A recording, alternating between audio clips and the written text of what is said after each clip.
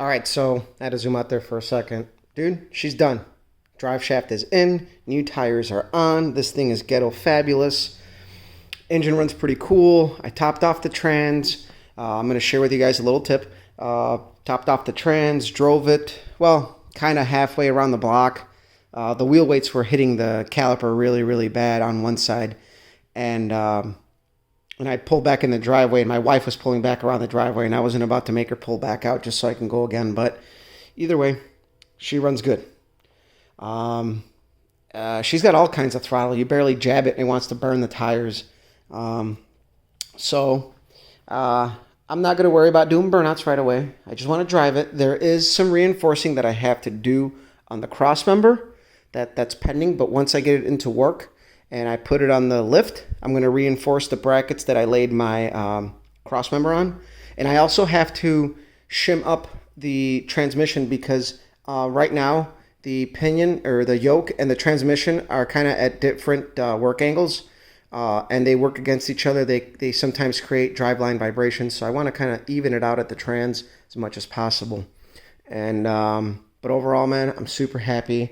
The brakes work good. It's so weird driving an old car with power brakes because they're so soft. They work so good.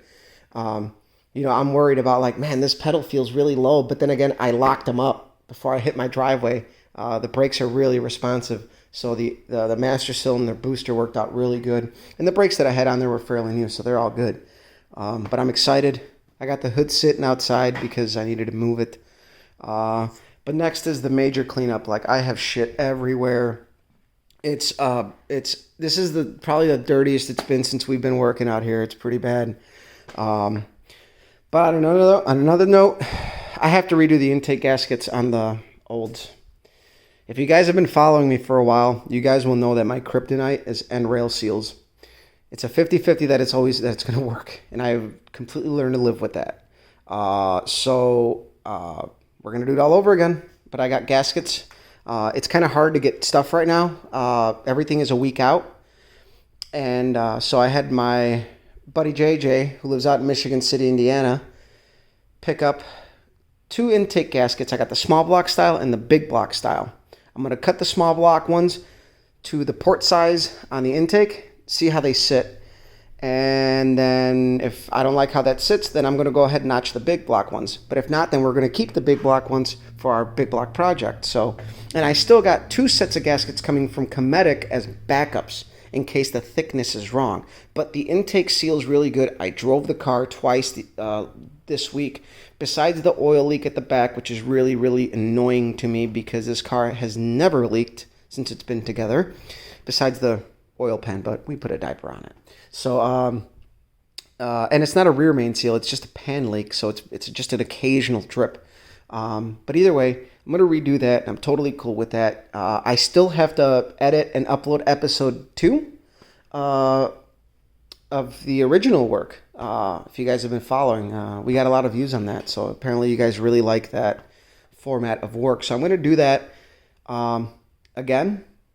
And I think what I'm going to do is I'm going to go ahead and upload episode 2, but I'm going to do the redo of it, but I'm just going to do straight recording the whole time. I'm not going to talk. I'm not going to explain. I'm just going to set up my camera and work, and we're going to do it that way. And, but yeah, so no big deal. We're going to get that fixed. And, I mentioned in other videos that we had some like oil pressure related concerns. I beat the living shit out of this thing when I took it out for its first drive after the intake gaskets. And man, if that didn't break it and change the oil pressure, then I'm still good. And so I think I'm good on that end to run the car a little bit more. And I'm just going to continue running it until I either hear noises or the oil pressure starts to really change in the direction that we don't want it. Now, as a side note, I am going to have to build a strut for my water pump drive. I was not happy, and the belt became loose to the point where it landed on the water pump, and this thing overheated for a minute there. Not too long, but it got up there. Luckily, I was really close to my house, and I drove it like 3 blocks, and it was just creeping up. Like it went from like 210 to 230 to 250 to 270 really fast. So I know that my cooling system is really, really good. And I also know my cooling system is really, really good because I pulled back in my driveway. I hooked up the water pump drive and let it cycle with the fan on and the engine running and everything. And she cooled right off, right down to 190 within like 2-3 minutes. So it didn't go full Chernobyl. So, all right, my tech tip. If you have a transmission and you have it rebuilt, don't be stupid. Put a drain plug on it or buy a pan with a drain plug. Why? I overfilled this thing and it was about almost a full quart over. And as you can see, I have a quart cup. You can get these at your Ace, whatever hardware store. These are automotive paint, but they're the same quart cups that you can get for house paint. So you put this fucker in a pan and you catch however much you need to take off in here. So you can not only gauge how much you overfilled it, but you have a way to gauge how much is going to go back in. So if you're got a quart like me, I put maybe about 12 ounces back in and it put me in the good spot. I don't even think that's 12 ounces. Let's see how much 12 ounces is on here. I don't know if you guys are going to be able to see it. But 12 ounces, no way. 12 ounces is almost half a quart. That might be 10 ounces that I put back in there. So, tech tip for you. Put a pan, put a quart cup in there, position this over your drain plug, and just loosen it to the point it starts to drip, and then start doing it by hand, remove it. And once it starts getting up towards the top, start putting the plug back in there and slowly remove it until you fill your quart cup.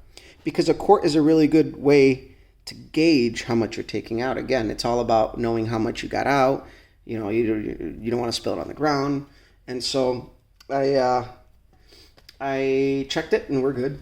And that's it. Put a fucking drain plug in your transmission and use that. That works. It's the first time I've ever been that professional in my life.